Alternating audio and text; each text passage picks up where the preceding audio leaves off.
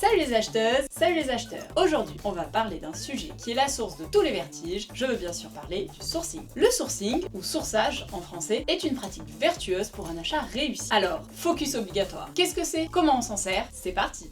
Le sourcing, qu'est-ce que c'est?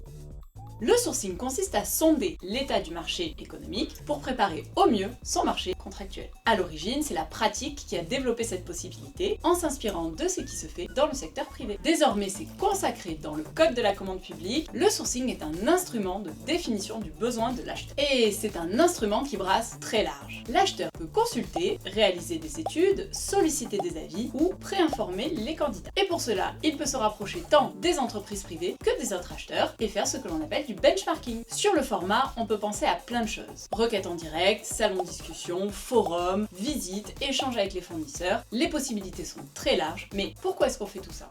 Le sourcing, pourquoi? Sourcer, c'est avant tout préparer son marché en déterminant le contenu de sa commande, les conditions d'exécution et pourquoi pas les modalités de consultation appropriées. Par exemple, le code nous dit que pour le gaz et l'électricité, on peut demander des prix fermes. Mais un rapide sourcing nous apprendra qu'il vaut mieux demander des prix actualisables ou révisables si l'on veut obtenir des réponses. Mais ce sourcing, comment le faire?